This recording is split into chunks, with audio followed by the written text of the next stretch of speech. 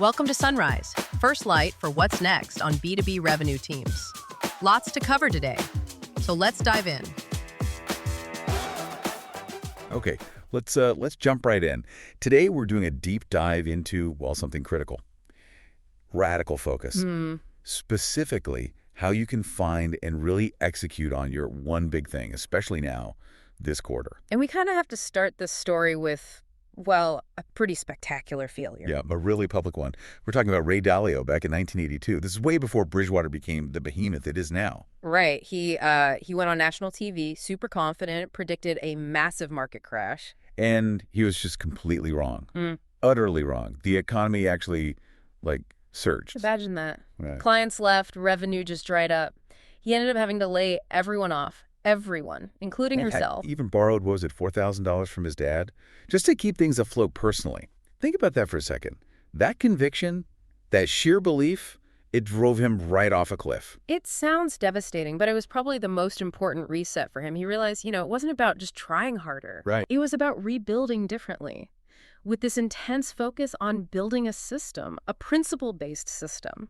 His whole mantra became fewer things done better, more leverage. And that idea of leverage, of systems being leverage, that's not new, is it? It's actually ancient. Oh, yeah, totally. You go back to Archimedes, right? Give me a lever long enough and a place to stand. And I will move the world. Exactly.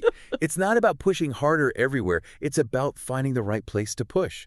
The point of maximum leverage. And you see this echoed by, well, pretty much all the modern business greats. Warren Buffett, for instance. Right, his famous advice to his pilot. Define your top 5 goals. And crucially, the other 20 good ideas, they become the avoid at all costs list. It's about recognizing that even good things can dilute your focus. It's a negative ROI, essentially. Scattered energy, and Gary Keller puts it so directly, doesn't he? Go. Extraordinary results are directly determined by how narrow you can make your focus. Simple as that.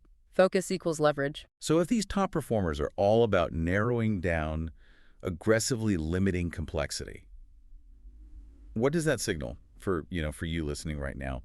Why is this so vital today? Well, because the whole go-to-market landscape, frankly, it's kind of a mess right now. It's gotten incredibly complex. Yeah, our sources paint a picture of the buyer's journey becoming this labyrinth.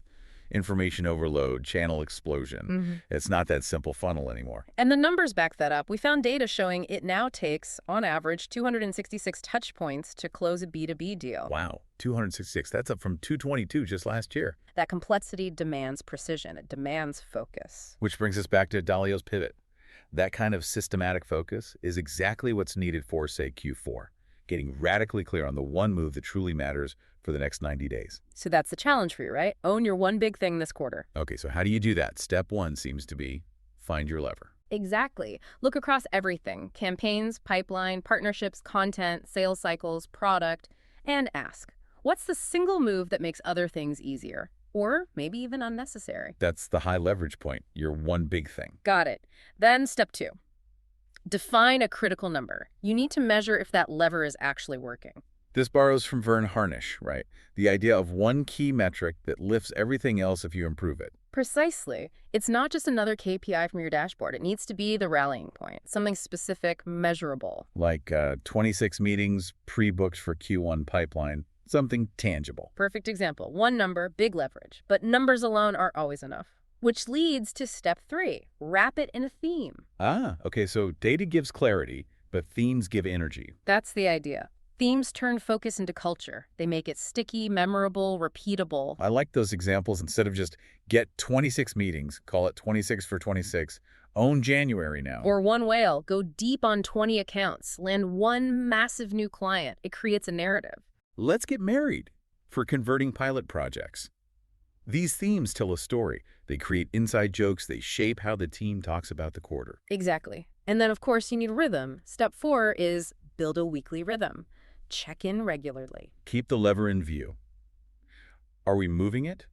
What did we learn this week? It doesn't need to be a huge overhaul, just consistent, focused attention. And finally, step 5. Celebrate with intention. Don't just let the win vanish into a spreadsheet. Right. Mark the moment. Make it memorable. Dinner, a quirky trophy, a team recharge day. Or even tie it back to the theme, like the one whale team having a nautical party, or 26 for 26 getting a custom poker set. Make it tangible. Because it's not just hitting a number, it's about building the identity of a team that knows how to focus and win. So finding the lever, defining the number, wrapping it in a theme, keeping the rhythm, and celebrating, that's the system. That's the strategy. It really is. Which brings us to the final thought. That domino analogy is pretty powerful. Isn't it? That a single domino can knock over another one that's 50% larger. That first push, if it's the right push. Creates incredible momentum. Growth isn't always linear. So the question for you is, What's that first domino? What's the focused lever you'll choose to pull to define your system this quarter?